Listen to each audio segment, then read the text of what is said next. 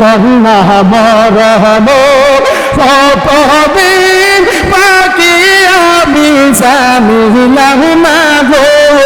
আল্লাহ মরণের কতদিন বাকি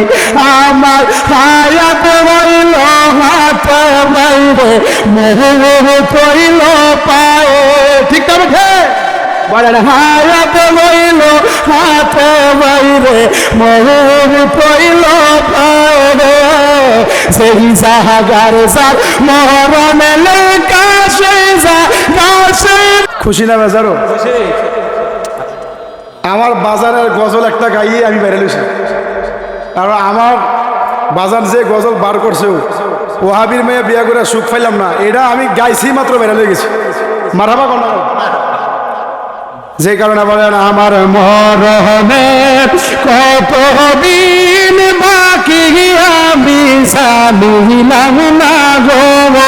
আল্লাহ মরণের কতদিন বাকি কন্যা মরণের জবান খুলে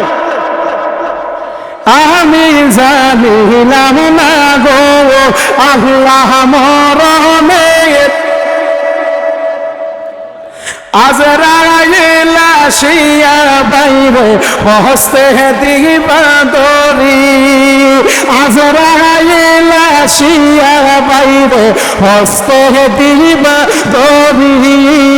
সেদিন আমার মহামার করবার লোকি আমি জানিলাম না গো আল্লাহ মরণের কতদিন বাকি কন্যা মরণ কতদিন বাকি আমি জানিলাম না গো আল্লাহ মরণের কতদিন বাকি আমার হায়াত রইল হাত বাইরে মোহ কইল পায়ে ঠিক তবে বলেন হায়াত রইল হাত বাইরে মোহ কইল পায়ে সেই জাহাগার সার মরণে লেখা সেই জাহাগার মরে আমি জানি আল্লাহ আল্লাহ মরণের কতদিন বাকি আমার মরণের কতদিন বাকি আমি জানিলাম না গো আল্লাহ মরণের কতদিন বাকি মারহাবা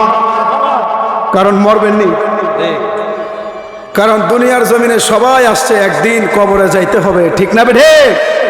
কারণ কবরে যাইতে হলে কি বেঈমান হইয়া মরবেন না ইমানদার হইয়া মরবেন কারণ ইমানদার হইয়া মারা যাওয়ার সময় ইমানদার হয়ে যদি মরতে চান তাহলে বাতিল ফেরকার পিছনে নামাজ আদায় করা যাবে ওয়াহাবির পিছনে নামাজ পড়া যাবে কারণ তারা হচ্ছে নবীর দুশমন তাদের পিছনে ইত্যাদি করা তারা যে রাস্তা দিয়ে হাইটা যাব এই রাস্তা দিয়ে হাঁটা যে প্লেটের মধ্যে ভাত খাবে এই প্লেটের মধ্যে ভাত খাওয়া সম্পূর্ণ হারাম ঘোষণা কর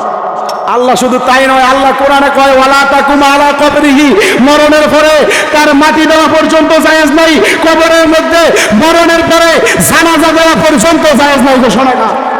কারণ নবীর সম্মান নিয়ে আপনি সিনেমিনি খেলতেছেন সেটা তো আল্লাহর দরবারে পছন্দ হবে না আল্লাহ পাক যেন আপনাদেরকে আমাকে ইমানদার মুত্তাকিন বানাইয়া নবীর প্রেমিক ওলি আল্লাহর আশিক হয়ে যেন কবরে যাইতে পারি সেই তৌফিক যেন দান করেন পড়েন আমিন আরো জোরে পড়েন আমিন ওয়া আখির দাওয়ানা আলহামদুলিল্লাহি রাব্বিল আলামিন আসসালামু আলাইকুম ওয়া রাহমাতুল্লাহি ওয়া বারাকাতুহু।